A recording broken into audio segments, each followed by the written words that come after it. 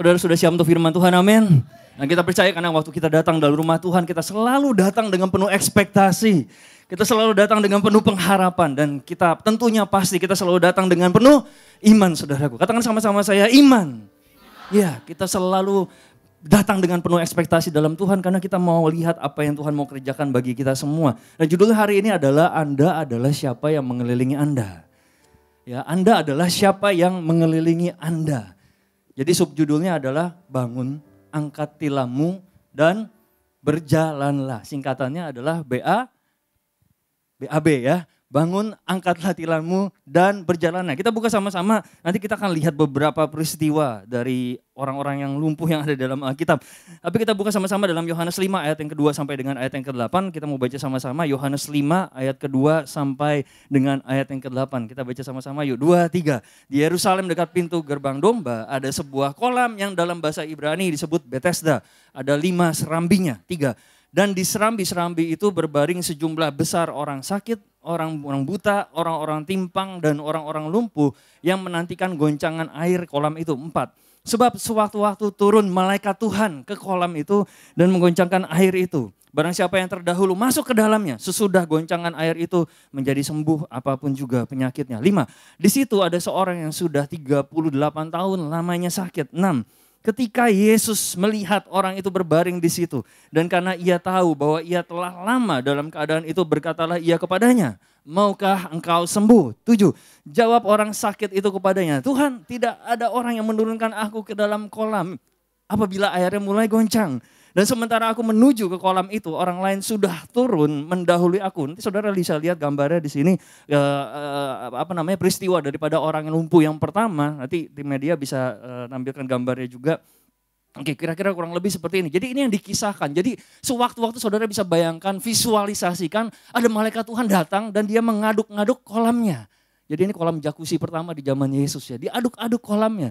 Dan sementara airnya masih bergejolak, kita mengatakan apa? The first person, orang pertama. Hanya orang pertama yang terjun ke dalam lalu dapat mujizatnya. Jadi ini lucu tapi juga agak gak lucu saudaraku. Jadi ada kolam, malaikat Tuhan datang, malaikat Tuhan bilang ayo waktu kolamnya diaduk-aduk, siapa yang masuk duluan dia dapat jackpot. Siapa yang masuk duluan dia dapat mujizatnya. Dengan kenyataan setiap orang di pinggir kolam tersebut adalah apa? Lumpuh, timpang dan buta saudaraku. Lumpuh, timpang, dan buta. Saya bayangkan betapa hektiknya peristiwa tersebut. Kalau yang buta mau terjun ke sandung yang lumpuh, dia jatuhnya bukan ke kolam tapi jatuhnya ke tanah gitu maksudnya. Atau yang lumpuh juga rebutan dan segala sesuatunya. Tapi ada skenario juga yang menarik di slide yang berikutnya di sini, kurang lebih mungkin ada yang kayak gini juga gitu ya. Saya nggak tahu nih. Saya lihat nih mirip tupai terbang gitu ya. Maksudnya mau terjun ke kolamnya. Jadi totally banyak hal yang bisa terjadi di situ. Jadi itu ironinya, mereka semua lumpuh. Kita lihat lagi di ayat yang ke-8, Yohanes 5 ayat 8, Alkitab mengatakan begini. Kata Yesus kepadanya apa? Bangunlah, angkat tilammu dan berjalanlah. Jadi ini BAB yang pertama ya. Bangunlah, angkat tilammu dan berjalanlah. 9. Dan pada saat itu juga sembuhlah orang itu lalu mengangkat tilamnya dan berjalan. Tetapi hari itu hari Sabat. Dan mujizat itu terjadi di hari Sabat. Boleh gak? Boleh gak saudaraku? Gak boleh, orang Farisi bilang no. Gak boleh katanya. Gak boleh sembuhin orang di hari Sabat. Ini kok kayak Priscilla, no. So kita masuk ke orang lumpuh yang kedua. Markus 2 ayat 3 sampai dengan ayat yang kelima. Markus 2 ayat 3 sampai dengan yang kelima. Dan kita baca juga sama-sama ya. Markus 2 ayat 3 sampai dengan ayat yang kelima. Oke, 2, 3. Ada orang-orang datang membawanya kepada seorang lumpuh, digotong oleh 4 orang. Nah kira-kira saudara udah dapat bayangannya belum? Digotong oleh 4 orang. Jadi mereka ini gak bisa bawa orang lumpuh ini kepada Yesus. Jadi Yesus sedang bikin live group di rumah seseorang. Dia lagi ngumpul di situ, benar gak? Karena kerumunan orang banyak, rumahnya jadi penuh sesak. Ya itu live group pertama juga di zaman Yesus. Kebetulan yang mimpin live groupnya juga Yesus pada saat itu ya. Yang catat laporannya mungkin si Petrus gitu. Jadi disubmit. Jadi apa yang terjadi? Mereka buka atap orang. Dan ngomong-ngomong mereka gak pernah minta izin pemilik rumah. Karena memang Alkitab gak pernah mencatat. Jadi bisa gak kita bongkar atapnya? Gak ada tanya demikian ya. Ayat yang keempat. Tetapi mereka tidak dapat membawanya kepadanya karena orang banyak itu. Lalu mereka membuka atap yang di atasnya. Sesudah terbuka, Mereka menurunkan tilam tempat orang lumpuh itu terbalik. Saudara bisa bayangin, ini jangan bayangin rumahnya tinggi ya. Atau loteng, bukan. Rumah zaman dulu itu rumahnya sebenarnya pendek. Ya bisa dibuka lalu diturunin, bukan 3 meter gitu ya. Susah nanti, kalau jatuh resiko, bener gak ya. Dan jadi kalau kita mau lihat, kalau kita bayangkan dalam situasi tersebut, kalau kita jadi mereka gimana? Gotong bawa orang, tiba-tiba lihat rumahnya sudah penuh, bener gak? Ya, mungkin kalau yang punya moral kompasnya bagus, ya udahlah kita antri aja deh, tunggu di sini. Ya kan, sampai Yesus selesai mengajar. Akhirnya ada cerita mujizatnya enggak? Enggak ada, bener enggak? Ya kan, tapi apa yang terjadi? Mereka kemudian naik ke atas, mereka buka paksa atapnya, mereka turunin orangnya, dan saya percaya inilah hanyalah orang-orang yang gigih bisa melakukannya, bener enggak? Siapa yang kepikiran untuk melakukan hal tersebut? Kalau saudara ada di situ pada saat itu, kita pasti semua moral kompas kita sangat tinggi sekali. Apalagi orang Indonesia, benar nggak? Sopan semua. Kita nunggu, ngantri. Tapi kalau antri, ceritanya nggak bakal ditulis dalam Alkitab, benar nggak? Mujizatnya belum tentu terjadi atau digenapi, saudaraku. Tapi apa yang terjadi adalah ada dorongan iman di situ, benar nggak? Katakan pada kiri kanan saudara, dorongan iman. Jadi ini bukan dorongan yang sembarangan atau dorongan yang serampangan, bukan, saudara. Ini adalah sesuatu dorongan iman. Saya dari kemarin mikirin apa sih terminologi dari tindakan daripada orang-orang ini. Lalu saya kepikiran satu, ini kayak sebuah strategic move gitu. Sebuah tindakan yang strategis, naik ke atas, buka atapnya. Tetapi ini juga kita bisa mengatakan ini sebuah manuver iman, saudaraku, yang di dalam Tuhan. Manuver iman yang kemudian siapa yang kepikiran dan siapa juga yang berani dengan tindakan tersebut. Tapi itulah kemudian yang dilihat oleh Yesus pencipta kita. Itulah yang dilihat oleh Yesus dari sekian orang banyak yang ada. Tapi itulah yang dilihat oleh Yesus dan Yesus itu enggak marah. Kalau saudara lihat lagi gambar selanjutnya, ini adalah kira-kira mereka turunin dari atap ya. Pendek ya saudaraku ya, pendek ya. Ini nggak nyampe semeter kali ya. Tuh. Ya, dan Yesus nggak marah. Ayat yang kelima, Alkitab mengatakan setelah lihat respon mereka, ketika Yesus melihat iman mereka, berkatalah ia kepada orang lumpuh ini, hai anakku, dosamu sudah diampuni. Lalu kemudian lompat ke ayat yang ke-11 ya. Kita lompat ke ayat yang ke-11. Markus 2, kita mengatakan ayat yang ke-11. Oke, kepadamu kukatakan apa? Bangunlah, angkatlah tempat tidurmu dan pulanglah ke rumahmu. Jadi ini BAB yang kedua, saudara. Bangunlah, angkat tempat tidurmu dan pulang ke rumahmu. Ini artinya jalan, benar gak? Kenapa Tuhan Yesus bilang suruh angkat tempat tidurmu? Ya, karena itu bukan rumahnya dia, saudaraku. Angkat tilammu, pulang ke rumahmu, saudaraku. Benar gak? Ini kata yang Yesus ucapkan. Bangun, angkat tilammu dan pulang, berjalan. Orang lumpuh yang kedua. Nah, kita mau lihat lagi orang lumpuh yang ketiga. Kisah Para Rasul 3 ayat 2 sampai dengan ayat 5. Kisah Para Rasul 3 ayat 2 sampai dengan ayat 5. Ini orang lumpuh yang ketiga, saudara. Yang terakhir ya, habis ini gak ada lagi. Orang lumpuh yang ketiga. Nah, Petrus dan Yohanes lagi mau ke gereja ibadah hari Minggu jam 3 sore, saudaraku. Alkitab mengatakan pada suatu hari menjelang waktu apa? Sembahyang, waktu ibadah. Yaitu pukul 3 petang. Naiklah Petrus dan Yohanes ke bait Allah. Ayat yang kedua, Alkitab mengatakan di situ ada seorang laki-laki yang lumpuh sejak lahirnya sehingga ia harus diusung. Tiap-tiap hari orang itu diletakkan dekat pintu gerbang bait Allah yang bernama Gerbang Indah. Untuk minta apa? Sedekah kepada orang yang masuk ke dalam bait Allah. Ayat ketiga, ketika orang itu melihat bahwa Petrus dan Yohanes hendak masuk ke bait Allah, ia meminta sedekah. Jadi saudara tahu yang orang ini inginkan hanyalah apa? Duit, benar nggak? Yang orang inginkan ini hanyalah uang, sesuatu yang sifatnya jasmani. Ayat yang keempat, mereka menatap dia dan Petrus berkata apa? Lihatlah kepada kami. Jadi kalau ada orang minta uang sama saudara, saudara bilang sama dia, lihatlah kepada saya. Saudara berani nggak saudaraku? Ya, lihatlah kepada saya. Ayat 5, lalu orang itu menatap mereka dengan harapan akan mendapatkan dengan harapan untuk mendapatkan sesuatu, uang atau sedekah dari mereka. Tetapi apa yang Petrus dan Yohanes di sini katakan? Tatap mata kita, benar gak? Lihatlah mata saya, emas dan perak aku tidak punyai. Tetapi apa yang kupunyai akan kuberikan kepadamu. Sekali lagi Petrus dan Yohanes mengatakan, apa yang kupunya akan kuberikan kepadamu. I give you what I have. Dalam nama Yesus Kristus dari Nazaret, bangkitlah dan berjalanlah. Itulah yang Yesus itulah yang Petrus dan Yohanes katakan. Mungkin mereka gak punya, mungkin saudara gak punya banyak uang. Gak ada yang amin di sini ya, gak mau aminin juga gitu ya. Mungkin saudara gak terkenal, bener gak? Mungkin saudara bisa amin untuk hal ini, gak terkenal. Mungkin saudara juga gak populer. Mungkin follower IG saudara cuma 3. Allah Bapa, Allah Anak, Allah Roh Kudus gitu. Karena selalu menyertai kita. Tapi surga itu kenal kita waktu kita berjalan dengan iman. Amin. Heaven recognize us. Surga itu mengenal kita waktu kita mempunyai iman. Amin. Dan surga itu menandai kita semua. Surga itu menandai saudara kalau saudara berjalan dengan punya iman. Dan kita punya doa yang berkuasa untuk mendatangkan surga ke bumi. Ke atas hidup orang-orang yang kita doakan. Ke atas hidup orang-orang yang kita rindukan untuk mereka juga bisa diselamatkan. Amin. Ayat yang ke-6 dan sampai dengan ayat yang ke-8. Ayat yang ke-6, tetapi Petrus berkata, emas dan perak tidak ada padaku, tetapi apa yang kupunyai kuberikan kepadamu. Demi nama Yesus Kristus orang Nazaret itu berjalanlah. Saudara, saya mau saudara sama-sama katakan sama saya, demi nama Yesus Kristus orang Nazaret itu berjalanlah. 1, 2, 3. Demi nama Yesus Kristus. Oke, sekali lagi, 2, 3.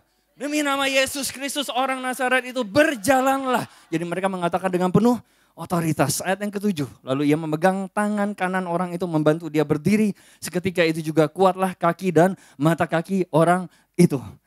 Ini hanya bangkit dan dia berjalan, saudaraku. Ya, jadi Anda adalah siapa yang mengelilingimu. Saudara adalah siapa yang mengelilingi saudara. Dan katakan bersama saya adalah siapa yang mengelilingi saya. Nah sekarang baru lihat kiri kanan saudara. Tidakkah kamu senang lihat saya hari ini?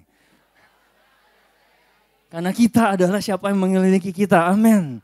Jadi kalau kita mau lihat kembali lagi kepada PowerPoint-nya 3 orang lumpuh di dalam Yohanes, Markus dan Kisah Para Rasul tersebut. Kalau kita lihat gambarnya, apa sih faktor kesamaan dari 3 orang lumpuh ini? Yoh 5, Mar 2, Kis 3. Apa faktor kesamaannya, ada yang bisa jawab nggak? Apa nih? Apa? 3-tiganya lumpuh. Ya, semua orang juga tahu 3-tiganya lumpuh. Ya, memang betul. Tadi kita udah baca. Apa lagi? 3 faktor kesamaannya. Faktor kesamaannya apa lagi yang kita mau soroti sore hari ini? Nah, 3-tiganya berjalan. Artinya 3-tiganya sembuh. Betul. Tapi bukan itu yang kita mau soroti, saudaraku ya. Sekali lagi kesempatan. Apa faktor kesamaannya? Kita nggak mau fokus pada kelumpuhan ya. Sama-sama disembuhkan, betul.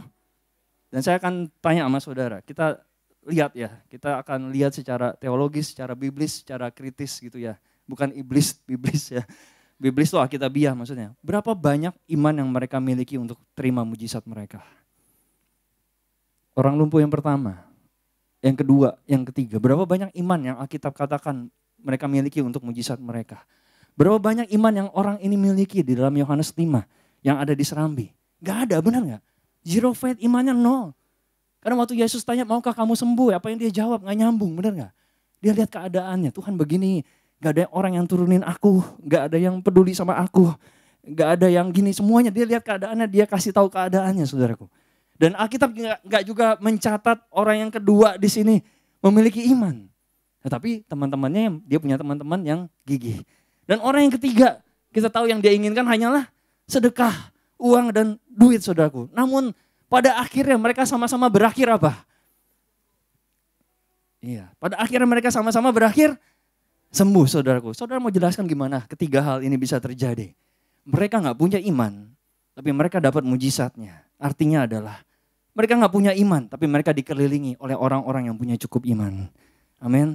Mereka gak punya iman, zero faith, tapi mereka dikelilingi oleh orang-orang yang memiliki iman. Yang bicara dalam kehidupan mereka. Jadi ini bukan tentang imannya orang tersebut. Orang yang pertama, orang yang kedua, atau orang yang ketiga. Ini bukan tentang iman mereka, tapi orang-orang lumpuh ini dapat mujizat mereka. Mereka mulai berjalan, mereka mulai apa? Angkat tilam mereka. Dan mereka masuk ke dalam the next-nya mereka. Mereka masuk dalam musim yang berikutnya dalam hidup mereka. Enter new season-nya mereka, benar gak saudaraku? Dan mereka semua ngalamin yang namanya encounter, perjumpaan dengan Tuhan. Dan mereka semua kemudian diselamatkan datang kepada Tuhan. Bukan karena iman mereka, saudaraku. Tapi oleh karena apa? Iman orang-orang yang mengelilingi mereka. Ini bukan tentang iman dari orang-orang yang lumpuh tersebut, saudara. Ini adalah tentang iman dari orang-orang yang tidak lumpuh.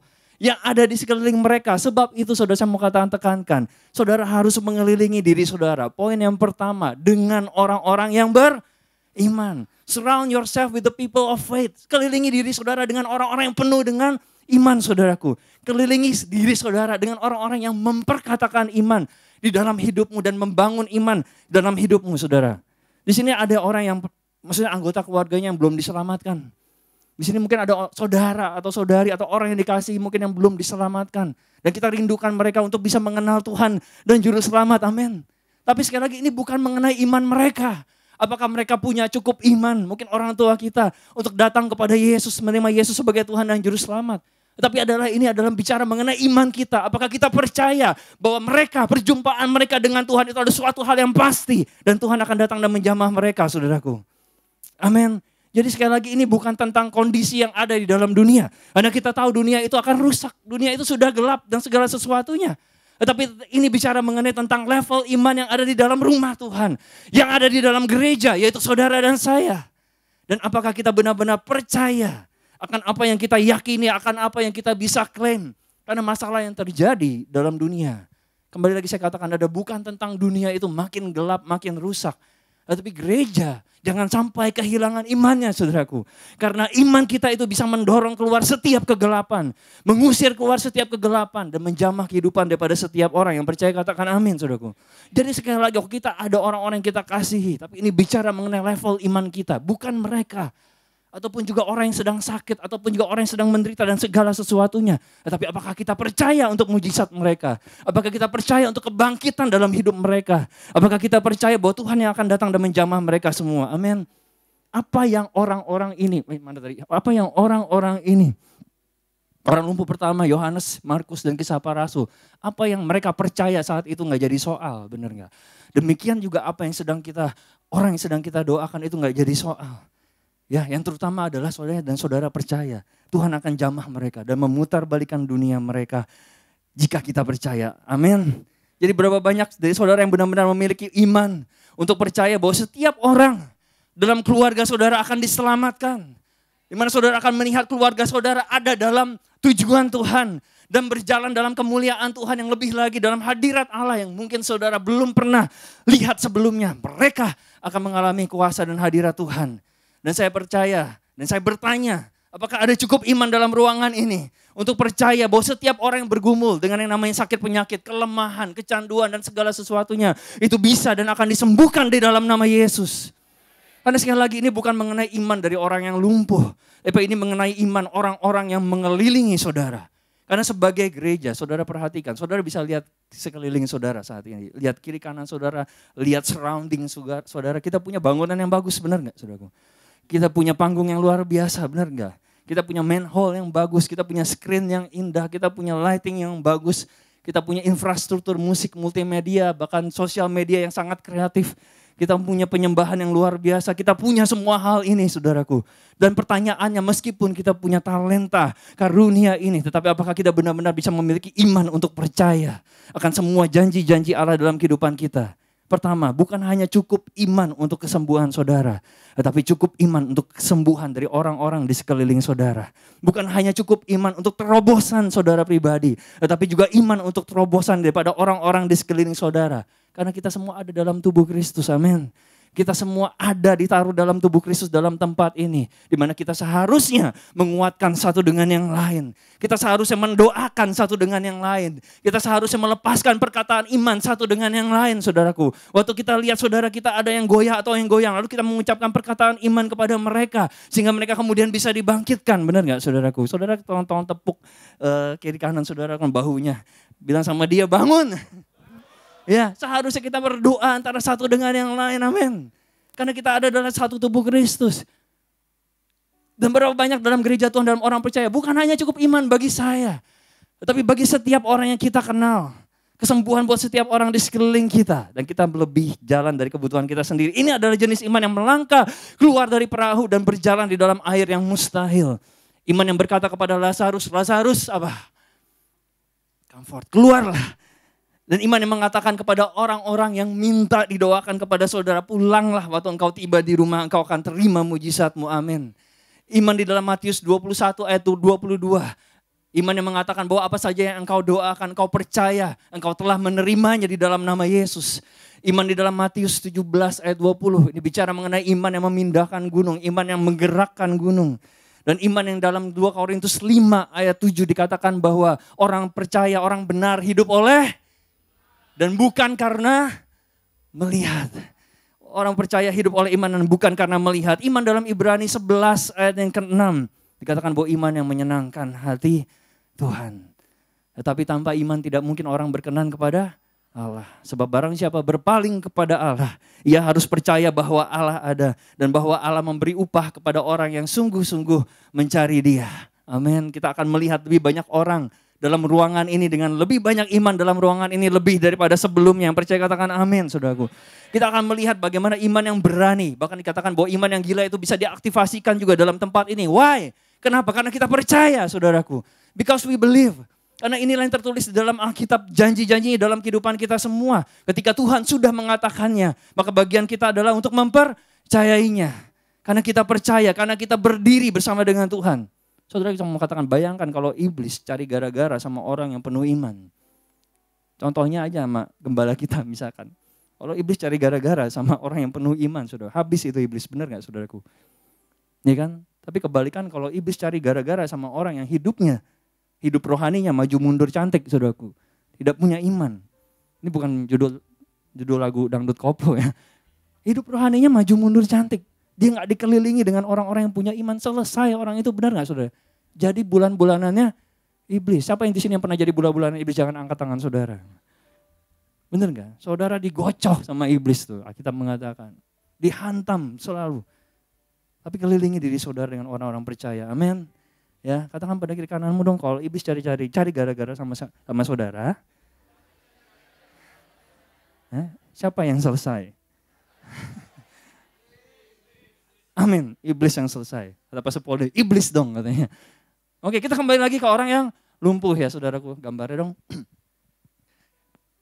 Yohanes, orang ini gak percaya di dalam kitab Yohanes, yang sebelah kiri. Yang di tengah, ini juga gak percaya. Yang ketiga di sini juga gak percaya. Tapi mereka semua dikelilingi oleh orang-orang yang percaya. Dan mereka mengalami perjumpaan dengan Tuhan. Ya, orang lumpuh di pinggir kolam punya privilege. Hak istimewa mereka berjumpa dengan Yesus secara pribadi. Orang lumpuh di Yohanes, ia punya privilege juga punya 4 sahabat yang luar biasa yang mengangkat dia. Dan orang lumpuh yang satu ini di Kisah Para Rasul, ia berjumpa dengan orang-orang yang baru saja keluar dari ruang atas di upper room dan dipenuhi dengan api Roh Kudus dalam hadirat Tuhan. Amin. Dan dia ketika Petrus mengatakan, aku gak punya apa-apa tapi yang kupunya aku berikan padamu, bangkit dan berjalan dalam nama Yesus. Ini terjadi setelah mereka baru aja keluar dari ruangan atas. Jadi saudara perhatikan saudaraku. Ya, yang pertama encounter dia berjumpa dengan Yesus. Orang yang kedua dia punya sahabat yang bawa orang lumpuh ini kemana? Ke hadirat Yesus. Dan orang-orang ini Petrus dan Yohanes, mereka nggak membawa orang ini ke hadirat Yesus. Sudah perhatikan. Tapi mereka bawa hadirat Yesus kepada orang tersebut. Petrus dan Yohanes datang menghampiri mereka. Dan mengeluarkan kuasa Tuhan di atas hidupan mereka. Jadi kalau kita mau lihat orang-orang di sekeliling kita keluar dari kelumpuhan saudara. Apakah kita bicara dalam kehidupan mereka? Kita bisa membawa mereka masuk dalam hadirat Allah. Atau kita yang tinggal dalam hadirat Allah. Kita bisa membawa hadirat Allah kepada mereka melalui kehidupan kita. Amin. Melalui kehidupan saya dan saudara. Saudara siap? Nggak siap ini kayaknya. Saudara siap? Iya, di dalam nama Yesus. Dan biarlah setiap orang yang lumpuh di sekeliling hidup saudara. Mereka akan berjalan, mengangkat tilam mereka. Dan mereka akan bangkit saudaraku. Dan jika saudara percaya, saudara bisa puji Tuhan seperti saudara meyakini bahwa setiap orang di sekeliling saudara yang lumpuh, mereka akan mulai bangkit dan berjalan. Amin saudaraku. Ya kita punya iman dalam ruangan ini, amin. Saat ini sekarang saudaraku, untuk percaya bahwa segala sesuatu di sekeliling kita yang lumpuh, itu akan mulai bangkit dan berjalan. Kita punya iman dalam ruangan ini untuk melihat tanda, mujizat dan kesembuhan terjadi. Seperti yang belum pernah kita saksikan sebelumnya. Amin. Kita punya iman bahwa generasi kita, anak-anak kita, keturunan kita, mereka akan bernubuat dan dipenuhi dengan kemuliaan Tuhan. Dan kita punya iman dalam ruangan ini, siapapun juga yang bergumul dengan dosa. Siapapun yang bergumul dengan kecanduan, pornografi, kita akan melihat hal itu semua berakhir saat ini sekarang juga saudaraku. Itu semua harus ended, harus berakhir pada saat ini. Dan berapa banyak orang yang percaya, punya iman untuk yang mustahil saudaraku. Berapa banyak dari kita yang ruangan ini yang benar-benar sungguh-sungguh punya iman. Dan mengatakan bahwa segala sesuatu mungkin yang telah ditahan oleh iblis itu akan dilepaskan kepada saudara. Berapa banyak yang punya iman dalam ruangan ini mengetahui bahwa semua yang iblis telah curi itu akan dikembalikan kepada saudara 7 kali lipat. Beserta dengan bunganya. 700%, benar gak saudaraku? Ya, katakan sama-sama saya punya iman yang seperti itu. Saya punya iman yang seperti itu. Sekali lagi, saya punya iman yang seperti itu. Amin, saudaraku. Bahkan kalau saudara lihat, orang-orang ini mereka makan, bahkan mereka semua gak memiliki iman. Tapi akhirnya mereka memiliki iman dalam kehidupan mereka. Karena apa? Karena orang-orang di sekeliling mereka. Oleh sebab itu Anda adalah siapa yang mengelilingi Anda. You are who surround you. Saudara adalah siapa yang mengelilingi saudara. Dan kita percaya, tadi saya katakan, kita perlu percaya untuk hal-hal yang gila bisa terjadi.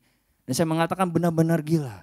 Kenapa? Karena kita perlu revival, benar gak? Kita doa buat revival, kita berdoa buat kegerakan Tuhan terjadi. Kita berdoa buat api kebangunan rohani terjadi. Bukan hanya di tempat ini, tetapi juga di kota kita dan di bangsa kita, amin. Dan kita akan melihat bagaimana ada generasi yang bisa diselamatkan dari jurang neraka. Dan mereka ditempatkan di dalam tangan Tuhan, saudaraku. Dan kita semua mau percaya karena kita punya iman untuk percaya. Pertanyaan saudaraku, iman itu datangnya dari mana? Dari mendengarkan gosip. Dari dengerin influencer, dari dengerin podcast, TikTok. Kalau saudara dengerin TikToknya Pastor Anang, saya masih percaya, saudaraku ya. Yeah. Ya. Tapi kita mengatakan iman timbul dari Roma 10 ayat 17. Iman timbul dari pendengaran dan pendengaran oleh firman Tuhan. Dan pendengaran oleh firman Kristus. Jadi sekali lagi ya, kita mau lihat orang yang disable di dalam Yohanes pasal 5. Yang di pintu Serambi, saya mau bilang Serambi Mekah. Gerbang Indah, saudaraku ya. Berapa lama dia udah lumpuh? Tadi kita baca di awal gambarnya. 38 tahun. Dan saudara perhatikan ya, siapa yang mengelilingi orang lumpuh ini? Siapa bilang? Orang buta, orang timpang, dan orang lumpuh dalam apa? Komunitinya, lingkungannya. Dia dikelilingi orang-orang yang timpang, buta, dan lumpuh. Oh, no wonder kenapa dia begitu lumpuhnya begitu lama. Karena dia dikelilingi orang-orang yang serupa. Jika saudara dikelilingi orang-orang yang lumpuh, saudara tidak akan pernah mengalami yang namanya terobosan yang Tuhan sediakan dan masuk dalam kepenuhan rencana Tuhan yang Tuhan sediakan dalam hidupmu, dalam destinimu. Kalau saudara dikelilingi oleh orang-orang yang suka kecewa, suka ngeluh, suka komplain, saudara gak akan mengalami yang namanya pemulihan daripada Tuhan. Amin. Benar gak saudaraku? Tapi waktu saudara ketakutan, kelilingi dong diri saudara dengan orang-orang yang penuh iman. Dekat dengan mereka yang penuh iman. Nantikan. Dan waktu saudara terluka, kelilingi diri saudara dengan orang-orang yang sudah disembuhkan. Kelilingi diri saudara dengan orang-orang yang sudah disembuhkan. Kalau saudara melalui padang belantara, cari dan kelilingi diri saudara dengan orang-orang yang sudah sampai di tanah perjanjian. Jangan yang lagi muter-muter juga di padang belantara. Sama aja saudaraku jatuhnya. Sama-sama ngeluh, sama-sama whining, complaining, murmuring, cengeng gitu maksudnya ya. Whining, merengek dan segala sesuatunya. Kalau saudara kewalahan dalam hidup, overwhelmed dalam hidup, kelilingi diri saudara dengan orang-orang yang mengalami overflow dalam hidupnya saudaraku. Saudara supaya saudara bisa mengalir dalam hidup mereka. Saudara ngerti gak maksudnya? Karena mereka semua sudah lewati proses dalam kehidupan mereka dan mereka berdiri teguh dan mereka menang mengatasi segala sesuatu dalam kehidupan mereka. Tetapi dasarnya manusia, mereka suka dengan orang-orang yang ketika sesuatu terjadi mereka, terus saya mengatakan bahwa orang sejenis berkumpul dengan orang sesama. Mereka mencari orang yang salah. Jadi kalau saudara mendapati keadaan, kondisi diri saudara lumpuh secara rohani, lumpuh secara dosa, kegagalan, kesalahan atau apapun yang hidup bisa hantamkan kepada saudara. Disitulah Tuhan kemudian bisa menolong saudara untuk mengelilingi saudara dengan orang-orang yang akan bicara dalam hidup saudara. Dan mengeluarkan saudara dari setiap kelumpuhan di dalam nama Yesus. Karena kita gak kekurangan orang-orang yang tepat dalam ruangan ini, amin. Ya, kelilingi diri saudara dengan orang-orang yang tepat. Dan saudara, saya mau kasih tahu, gak kekurangan orang-orang yang tepat di ruangan ini. Katakan pada kiri kananmu, kamu adalah orang yang tepat. Yang lain katakan, kamu adalah orang yang tepat. Ya, harusnya ya, kamu adalah orang yang tepat. 1 Korintus 15 ayat 33. Di sini Paulus mengatakan, janganlah kamu sesat, pergaulan yang buruk merusakkan kebiasaan yang baik. Dan Amsal 13 ayat 20, siapa bergaul dengan orang bijak menjadi bijak. Tetapi siapa berteman dengan orang bebal menjadi malang. Sekali lagi, Anda adalah siapa yang mengelilingi Anda. Ya, dan kita semua percaya kita mau pergi dari kemuliaan kepada kemuliaan, amin. Ada progresivitas from glory to glory, dari kemuliaan kepada kemuliaan. Sebab itu sebagai anak-anak Tuhan, saudara bisa angkat tangan saudara. Kita nggak berjalan dari kutuk kepada kutuk, amin. Ya, kita nggak berjalan dari kelemahan pada kelemahan. Kita nggak berjalan dari belenggu kepada belenggu. Kita nggak berjalan dari drama kepada drama. Kita nggak berjalan daripada trauma ke trauma yang lain. Kita nggak berjalan dari kekecewaan kepada kepahitan. Kita nggak berjalan dan hidup dari dosa kepada hidup.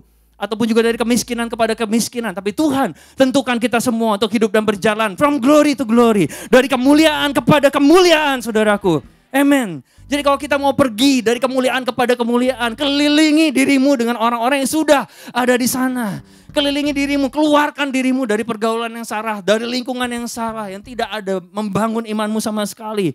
Kelilingi dirimu dengan orang-orang bahkan boleh yang sedang lagi menuju ke sana bersama-sama. Jangan kelilingi diri saudara dengan orang-orang yang belum pernah sampai ke tempat di mana saudara mau tuju di dalam Tuhan. Apalagi yang gak pernah sampai ke tempat Tuhan mau mereka ada. Amin, saudaraku. Kalau saudara mau mendengarkan nasihat rohani dari seseorang, saudaraku, saya percaya gampang kok ngeceknya. Kita tentu nggak mau dengerin orang, nasihat orang yang nggak pernah baca Alkitab dari Kejadian sampai Wahyu, bener nggak?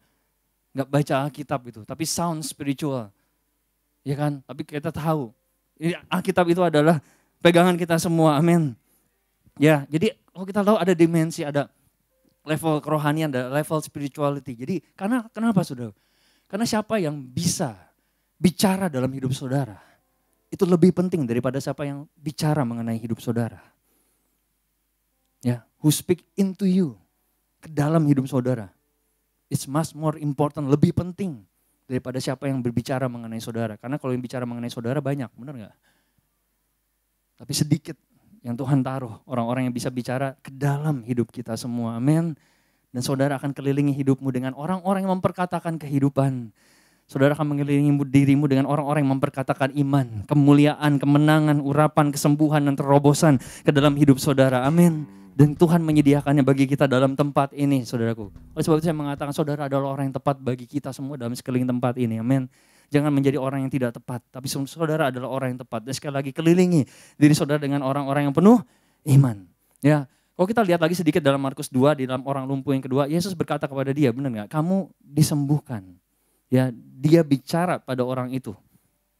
You are healed, kamu disembuhkan. Karena ada 4 orang yang bawa dia masuk ke dalam hadirat Yesus. Yang ketiga, membawa hadirat Yesus kepada orang itu, yaitu Petrus dan Yohanes.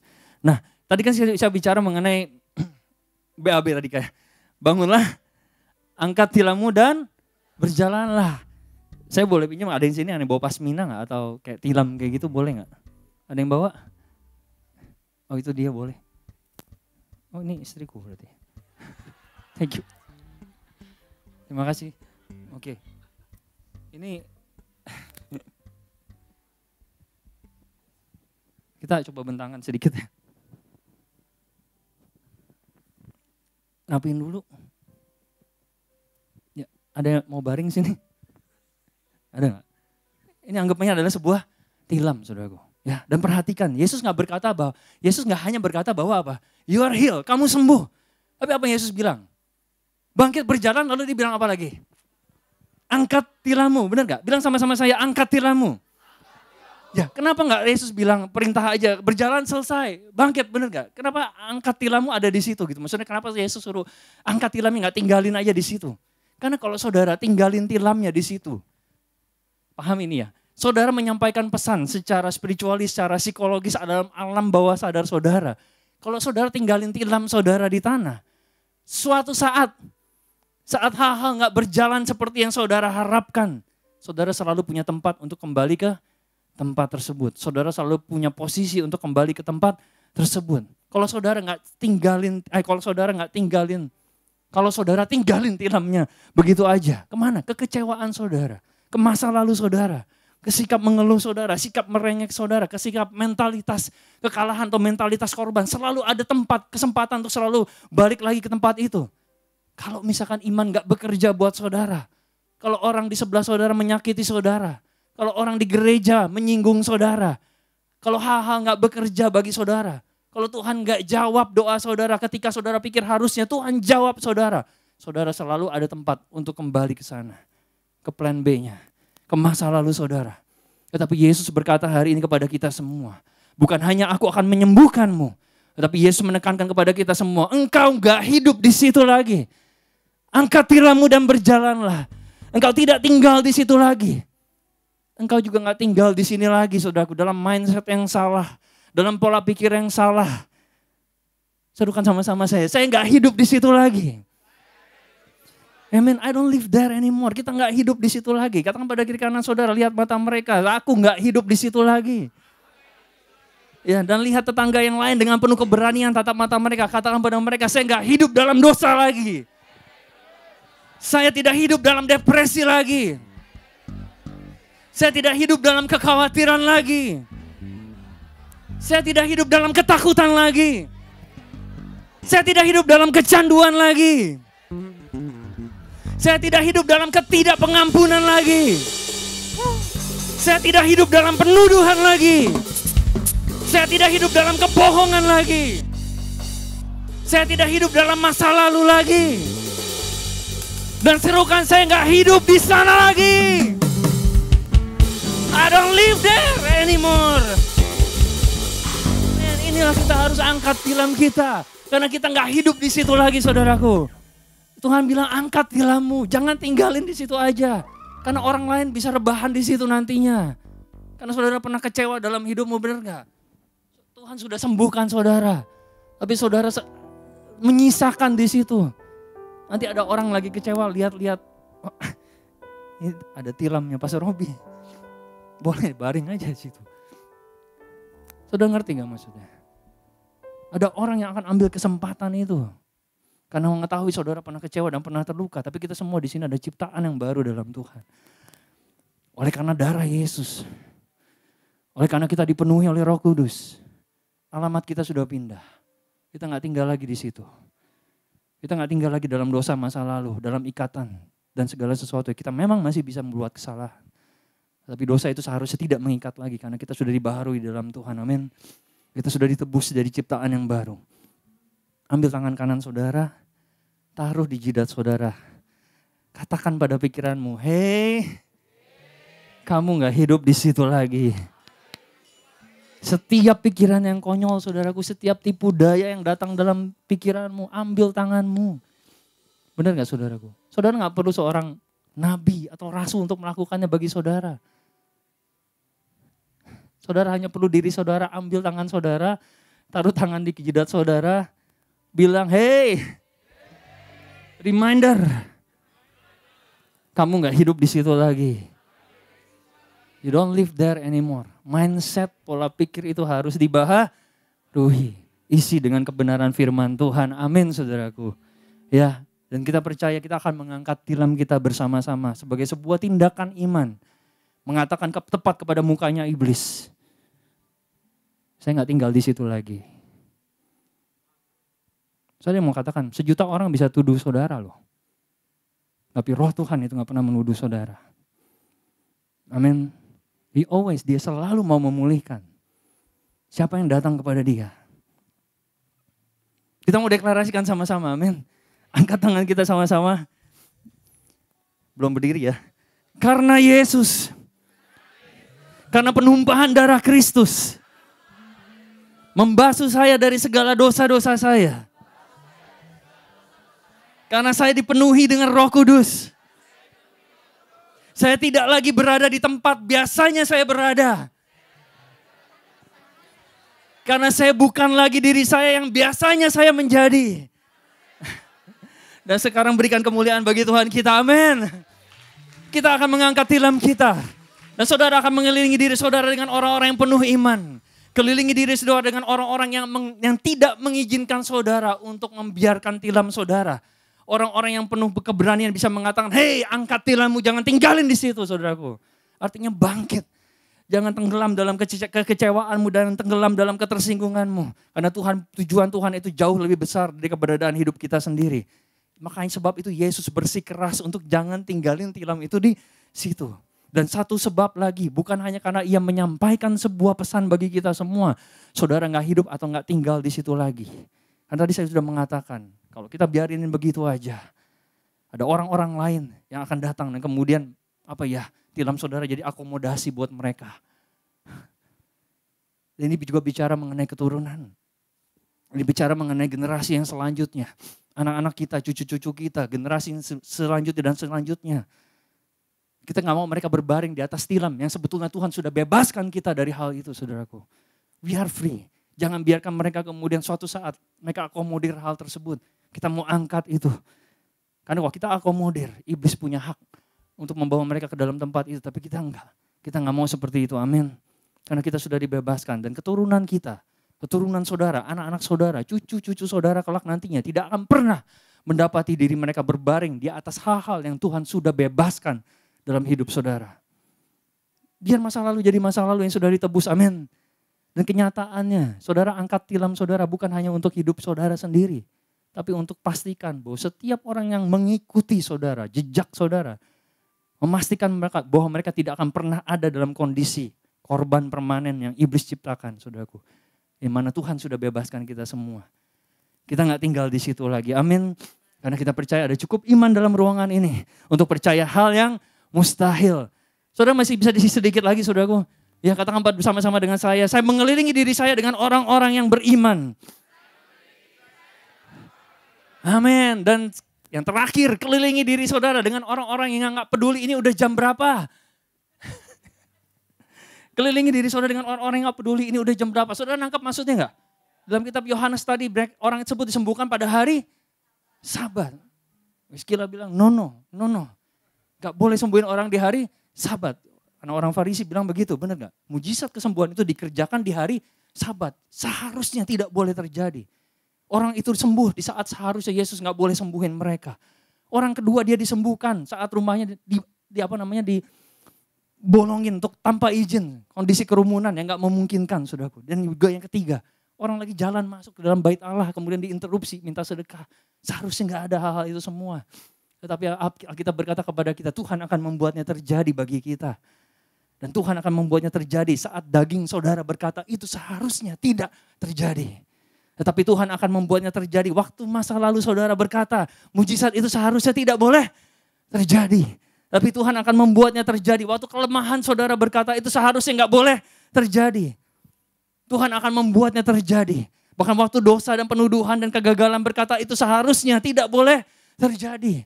Demikian juga dengan sakit penyakit, Tuhan akan membuatnya terjadi. Waktu medical report ataupun sakit penyakit mengatakan itu seharusnya tidak boleh terjadi.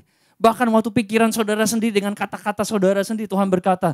Dan Tuhan mengatakan Tuhan akan membuatnya terjadi. Karena pada waktunya Dia, pada waktunya Tuhan akan membuatnya terjadi. Dan Tuhan gak perlu izin siapapun untuk membuatnya terjadi, amin. Artinya gak ada yang bisa menghalangi apa rencana, tujuan dan kehendak Tuhan yang Tuhan telah sematkan bagi kita semua, amin. Amin, saudaraku. Ya, kata saya lagi pada kiri kanan saudara, kamu adalah orang yang tepat. Kiri kanan yang lain katakan, kamu adalah orang yang tepat. Dan pada akhirnya saya cuma mengatakan menguatkan kita semua. Pada akhirnya saudara akan berdoa dengan orang-orang yang saudara sedang doakan selama ini. Mereka akan berdoa bersama dengan saudara, anggota keluarga saudara, mungkin orang tua saudara, kakak, adik saudara yang sedang saudara doakan supaya mereka bisa diselamatkan. Engkau akan berdoa bersama-sama dengan mereka. Mari kita lihat dengan mata iman. Lihat itu menjadi sebuah kenyataan iman, saudaraku. Dan kita percaya. Dan Tuhan akan mengakhiri segala sesuatu yang salah yang harus diakhiri dalam kehidupan kita semua. Dosa, trauma, drama, dan segala sesuatu yang coba mengikat kehidupan kita. Karena kita percaya kita gak tinggal di situ lagi, amin. Kita gak tinggal di situ lagi. Amin, saudaraku. Dan pada saat ini kita percaya, pada saat kita bangkit berdiri dari tempat duduk saudara, biar itu menjadi suatu kesaksian iman saudara, di mana saudara akan mengangkat tilam saudara dan tidak meninggalkannya bagi generasi saudara. Amin. Dan kita percaya, dan saudara boleh bangkit berdiri pada saat ini dengan sebuah tindakan iman saudara. Dan kita percaya kita akan mengakhiri segala sesuatu yang harus diakhiri, kelumpuhan yang harus diakhiri di dalam kehidupan kita semua. Mari angkat tangan saudara pada Bapa di surga. Bapa, di dalam nama Yesus Tuhan. Pada saat ini kami sepakat bersama-sama menaruh iman kami hanya di dalam janji Allah, dalam firman-Mu. Dan hamba berdoa pada saat ini Tuhan, biarlah iman boleh dilepaskan di tempat ini sekarang pada saat ini Tuhan. Iman yang mengatakan bahwa bagi Allah tidak ada yang mustahil. Karena kami percaya ketika kami berdoa dengan iman, maka kami akan menerimanya. Iman dalam Ibrani 11 ayat yang pertama, iman sebagai dasar, iman sebagai bukti. Iman yang menyenangkan Tuhan. Dan iman yang memindahkan gunung. Karena kami percaya kami diselamatkan oleh kasih karunia melalui iman. Dan iman yang seperti itulah yang dilepaskan di atas setiap hati. Di atas setiap pribadi pada saat ini Tuhan. Kami percaya Engkau Allah untuk hal-hal yang mustahil. Dan kami tidak akan pernah puas dengan status quo.